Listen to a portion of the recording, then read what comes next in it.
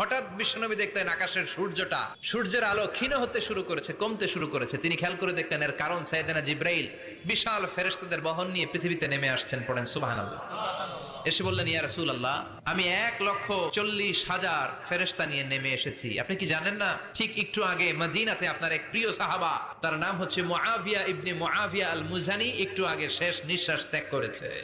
বিশ্বনবী তো অবাক, ঘটনা কি? কোন সাহাবীর গায়বানা জানা যায় তো ফেরেশতা নামে না আকাশের উপর থেকে?